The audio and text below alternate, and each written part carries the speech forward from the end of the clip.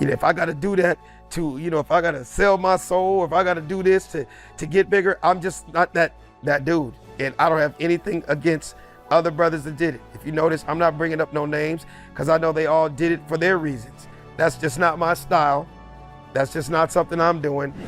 That it was about to be the end of the Jamie Foxx show. You get what I'm saying? Because the same thing, it's a good problem that he had in his life. Because the problem he had was the same problem that Will had. You being around Diddy back then, you know anything about, his relationship with Jamie Foxx? Yo, the relationship Diddy had with Jamie Foxx, well, I met Jamie Foxx on the tour bus. You know what I'm saying? And I don't know, we was at, oh my God, it slipped my mind where we was at, but they was on some friendship stuff, and it was a tour bus, and Puff was in the back, and there was a lot of girls in the front, and Jamie was just real touchy-feely. When Alex Thomas sat down for an interview, people expected funny Hollywood stories, not this. Because instead of the usual jokes and behind-scenes laughs, Alex ended up spilling the truth about his fallout with Jamie Foxx. And it wasn't pretty. It all started back on the Jamie Foxx show. For Alex, that gig was a dream come true. He said it didn't even feel like work. Every day felt like showing up to a comedy club where all your best friends were hanging out. He already knew everyone on set. Jamie's manager, the producer, Bentley Evans, and even Marcus King. These weren't strangers. They were family. I knew Jamie from the days of when he was on In Living Color. I was one of those, put it this way, I was with Jamie the night he got out of valet, out of his, I want to say it was a 1988 240ZX, got out in valet to walk in to audition for In Living Color. I was there the night when he did 5 minutes and got a standing ovation, and the next day he was a member of In Living Color. So I was kind of there from the beginning of the journey with him. I like to tell people, I was there from his $1,500 a month apartment till his $27 million mansion. And I'm so proud of him because he's one of those dudes that never forgot where he came from. We always stayed close. We stayed tight. It was like working with your friend every episode. And you gotta understand, it's the similarities between the Jamie Foxx show and the Fresh Prince of Bel-Air. I wasn't on the Jamie Foxx show at the beginning. It was the last 2 or 3 seasons, 4 seasons, something like that. And it was incredible. A lot of people say, hey man, they didn't even really start watching as much until all of us came in Jingles 2000, you know what I mean? Me, Miles, Curtis, all the guys, you know what I mean? So it was his homies. And we literally just had fun every episode. But then came the fallout. Alex said it all happened toward the end of the Jamie Foxx show. The cast had heard rumors that the show was wrapping up. The final few episodes were being filmed, and everyone knew Jamie was about to make the same jump Will Smith made from sitcom star to full-blown movie star. And the falling out with me and Jamie, it was one of the weirdest situations of my career. It was like my first real dilemma of, oh my God, what am I gonna do? This is a blessing, but another blessing just happened to come on the phone. You know what I mean? So long story short, it was the end of the Jamie Foxx show. Like, we got wind that this is about to be the last episode or few episodes. So yeah, so in a nutshell, I was a regular on the Jamie Foxx show, right? And I forgot, I stopped counting how many episodes I was on, but there were some huge episodes that I was on. And I wanna say, I got the call from Dr. Dre maybe with 2 episodes left. But we knew that it was about to be the end of the Jamie Foxx show. You get what I'm saying? Because the same thing, it's a good problem that he had in his life. Because the problem he had was the same problem that Will had. Okay, you have become so big now that it's now time for you to be a movie star. So exact same thing what happened with Will Smith, and I was there. I got to see it. I was sitting in the dressing room when they walked in the script for Independence Day for Will. You get what I'm saying?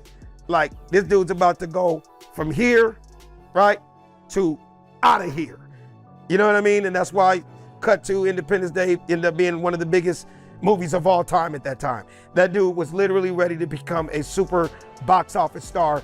It was time for him to move up. You know, it's almost like in comedy where you go from clubs to auditoriums to theaters to arenas to stadiums. It was like that for them. So in Jamie's case, it was basically the end of the show. That's when Alex got the call that would change everything. Dr. Dre, yes, that Dr. Dre called out of nowhere and said, "I'm about to go on tour. I want you to host it." Alex was confused, but he went along with it. He goes, "I want to do something that had never been done before." And I was like, "What is that?" He's like, "I want a comedian to host a huge hip hop tour. It's gonna be the biggest tour of all time." And I was like, "Oh, really? Who's gonna be on it?" He's like, "Man, Ice Cube, you know, NWA, you know, there'll be Snoop Dogg, the East Siders, you know, Warren G, Dub C, and the new kid, his name is Eminem." And I'm like, Eminem was fresh, brand new, but blowing the hell up. I'm like, "Oh, this sounds like this gonna be huge." He's like, "Man, 30,000 seats, every single city in America. I want you to host this." I was like, "Okay, so when are you starting?" He like, "Thursday." I was like, "Thursday?" Thursday? He's like, "Yeah." I'm like, "I'm on a TV show, Dre." He's like, he just cut straight to it. He's like, "How much that paying you? What you getting paid a week?" And at that time, the Jamie Foxx show was big for me. I was getting $5,000 an episode, right? For a young up and coming dude. This is, you know, 20 something years, 25 years ago. I'm like, "I gotta get it." He was like, "I'll double that." I was like, "So what time am I going on stage Thursday?" "How long is the drive?" "Where is the first city?" And the first city was Chula Vista. I'll never forget. Chula Vista, San Diego. And now I have a dilemma. And my dilemma is, the bottom line is, no concert on the planet is bigger than any TV show. All right? I don't care how big your concert is. TV show hits whatever, hundreds of millions of people all over the world. You get what I'm saying? But I had to weigh it out, man. 2 more weeks of $5,000, or damn near make $500,000, $300,000-$400,000, the most I've ever made in my life, on a 40-city tour around America. You do the math. He took the gig, and that's when everything between him and Jamie started to crack. Alex left the Jamie Foxx show abruptly to join the Up and Smoke tour, a move that shocked everyone on set.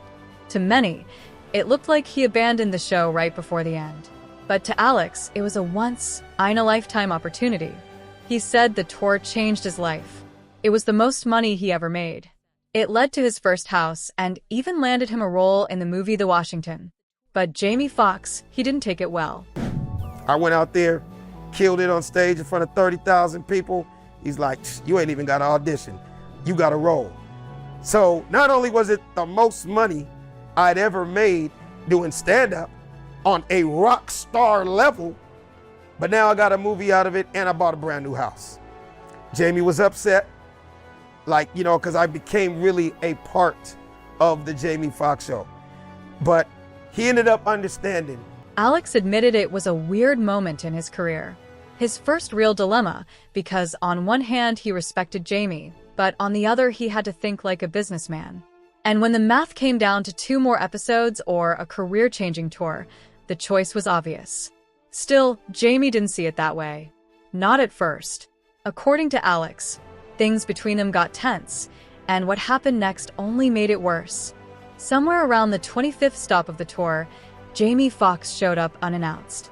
He'd heard the stories how Alex was hosting the biggest hip-hop tour in America, how he was making more money than ever, and how his name was starting to buzz on his own. And when Jamie saw it with his own eyes, 30,000 people screaming while Alex owned the stage, he was shocked. 30,000 people. I ripped the roof off that joint, and he was proud of me. He's like, "Hey man, you stood up, you had to do what you had to do." You know what I mean? And basically that was squashed. It never came to like F you or F you and I don't like you, you ain't. No, it was a business move I had to make. Now I'm gonna be honest with you, and I've never told anybody this. I believe that if I was a part of the Jamie Foxx show from the beginning.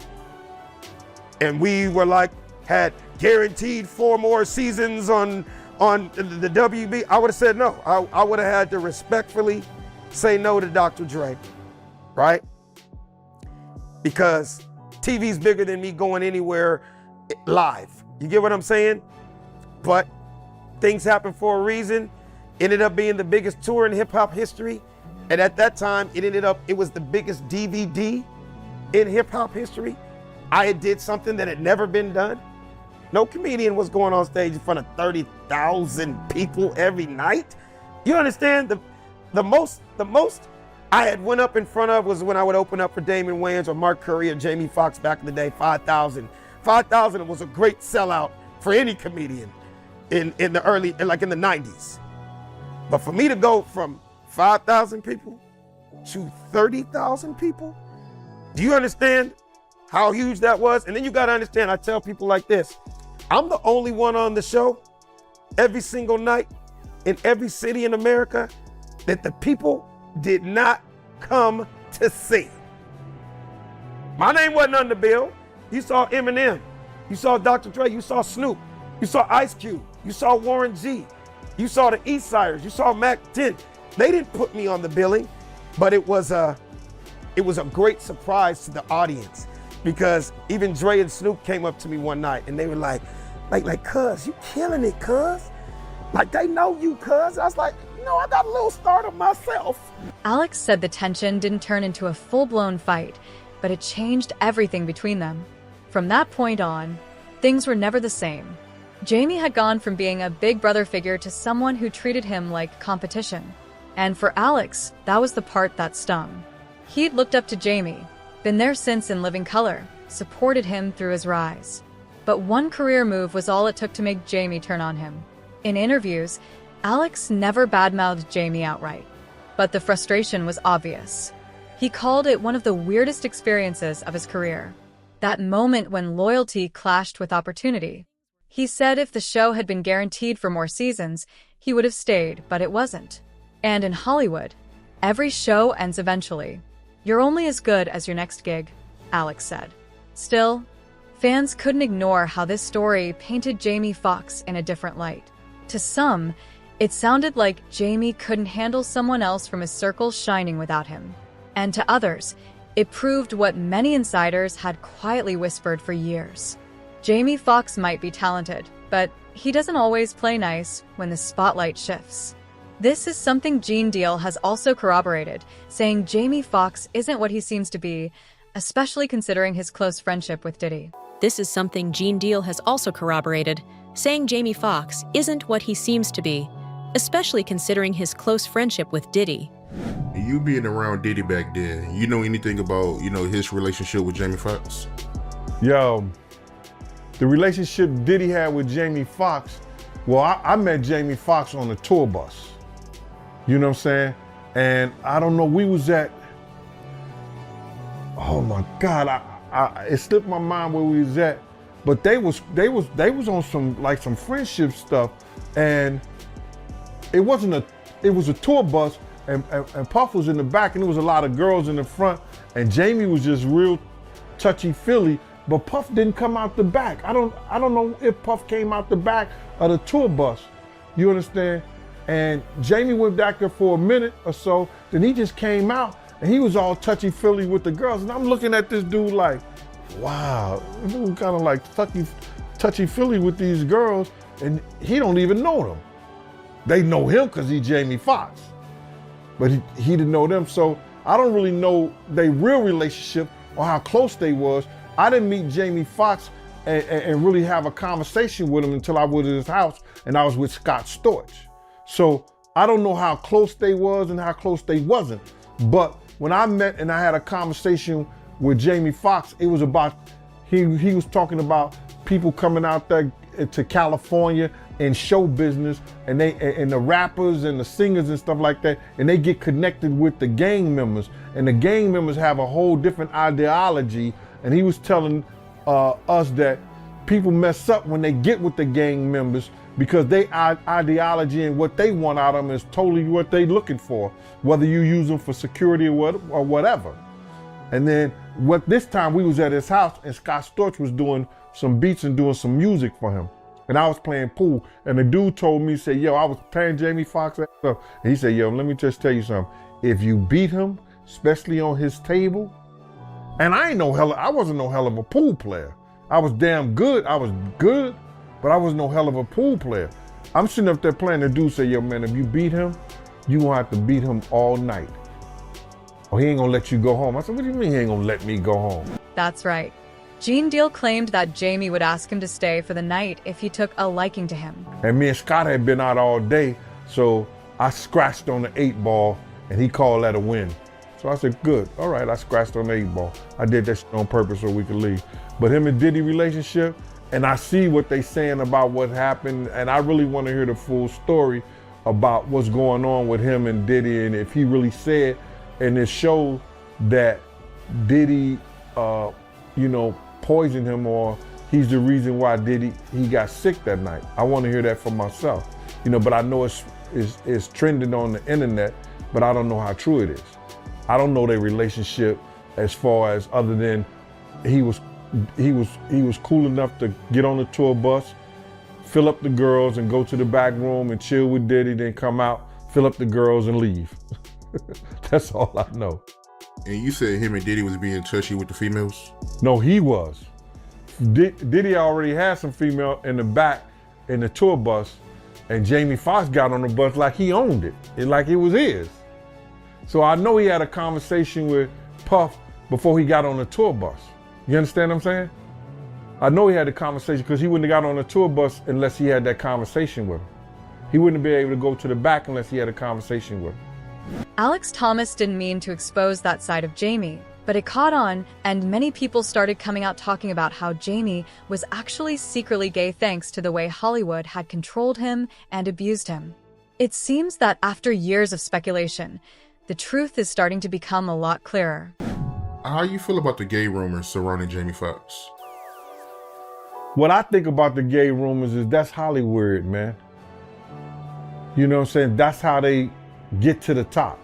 I've said it 1,000 times, man. The people that indulge and make that type of behavior common, like they don't have a problem with it, putting on the dresses, you understand?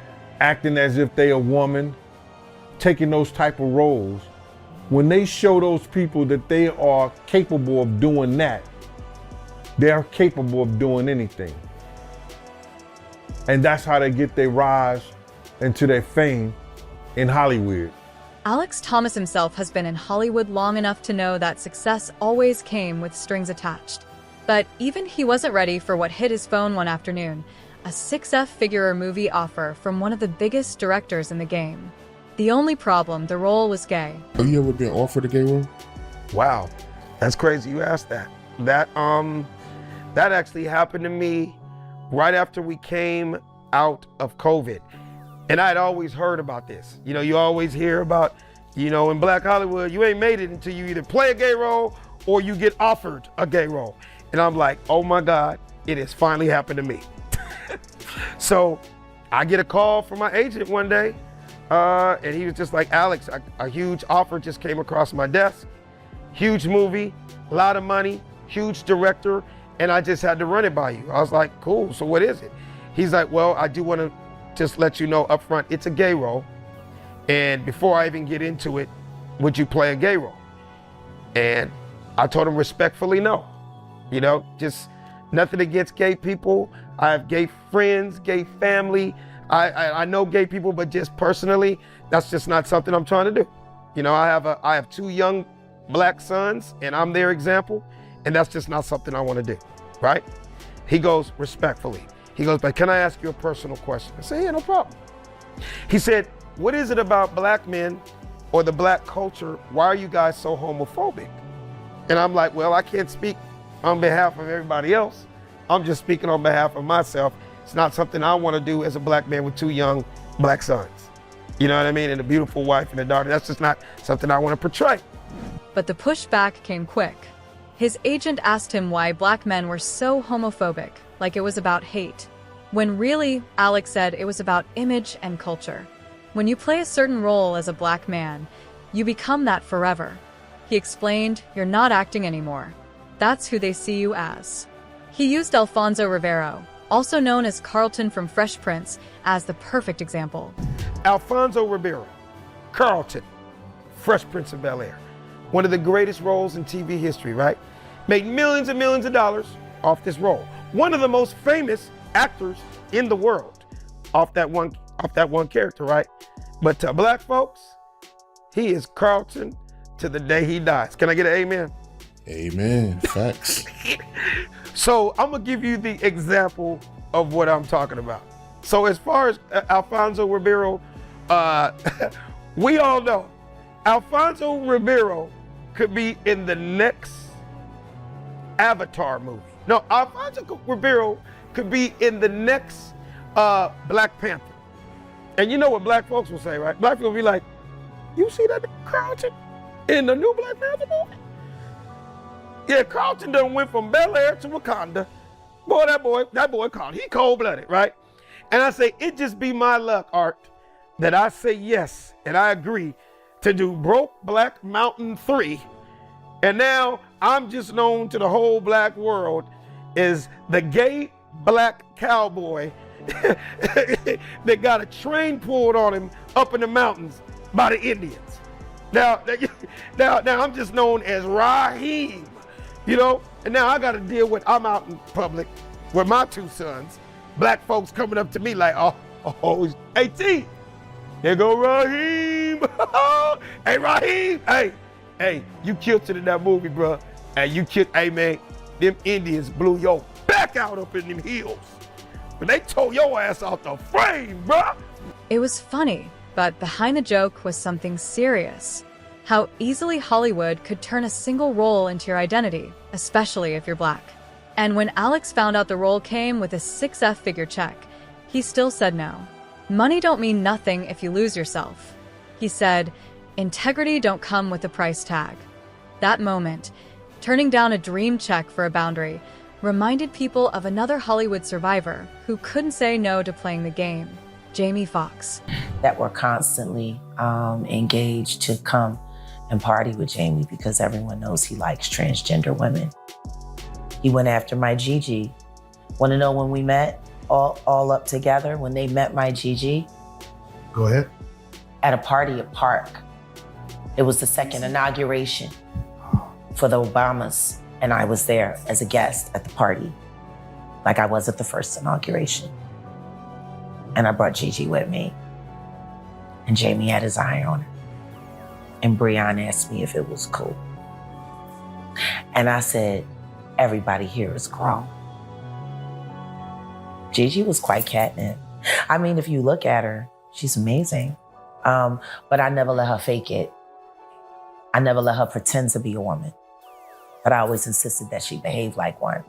The transgender girls that I took care of and I looked after who were in the business or worked with the business or clients held in the business, I always demanded that they think highly of themselves. They had keys to my house, so on the nights where they couldn't go home and they didn't trick enough money, they didn't have to keep tricking, you know? Come to the house. Food will be on the stove. Don't die tonight. Because a lot of them end up in dumpsters. So yeah, you know, Jamie done a lot. The naked basketball games that he hosted. I mean, everybody knew. And there's no point in me hiding it now because his fate has been sealed. And that's where Alex's story hits a nerve, because for every star who made it out clean, there are 10 who didn't. When Alex Thomas talked about the casting couch, he didn't flinch. Do you believe in a casting coach? I've heard all about it. I've been on, I couldn't even lie to you, thousands of casting couches, because that's just part of being in this business. Oh, and yes, it's real. But I think the thing that saved me is because I'm a real LA dude first. That counts for a lot. You gotta understand, I'm in a business where 95% of all my peers came from other places. Let's just stick with comedy. So many dudes, I don't have to mention their names, you know them all. They all came from other cities to come to Hollywood to get rich and famous. I always like to say, they flew here, I grew here. You understand? So my set of morals and where I came from kind of shifted and applied to when I got to Hollywood. Like a question I get a lot is, how you been in Hollywood all these years and never get caught up in the whole drugs and alcohol and all that crazy stuff, right?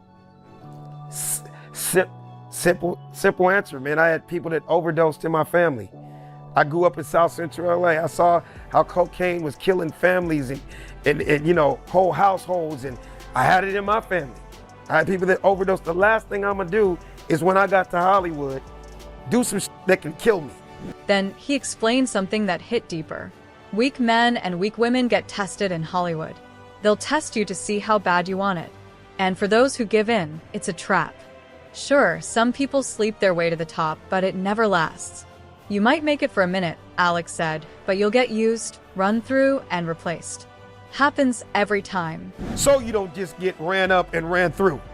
Because I've seen a lot of girls go that route. You know what I mean? Those chicks end up just getting f***ed over. Same thing with the dudes, and f***ed over. So it all depends on, you know, what route you're trying to go. A lot of people say that's probably why it took me so long. A lot of people say, man, maybe you would have been bigger if you hadn't went that route. Oh, well, I don't know, because I didn't go that route and I never will. So I don't feel bad about that. You know what I mean? I like having my integrity. I like being able to sleep at night and like, hey, God has a route and a plan for everybody. You know what I mean? And for the fact that it's over 30 years and I'm still here, fly, fresh, relevant, still in the game, doing what I love to do, never having to have a regular job, that's a blessing in itself. So selling your soul in Hollywood, that's a real thing then, in a sense. Oh, absolutely. 1,000%. 1,000%. And there's people that are willing to do anything. But see, you gotta understand, I'm one of those dudes back to, I was that little dude that even when I wasn't famous, even when I wasn't on TV, even when no one knew my name, I was always that dude that had a mouthpiece. And I know how to make the girls laugh and have a good time. And it is quite sad how things have turned out for the likes of Jamie Foxx and black artists in Hollywood in general. Do you think there's an agenda against them? Let us know in the comments.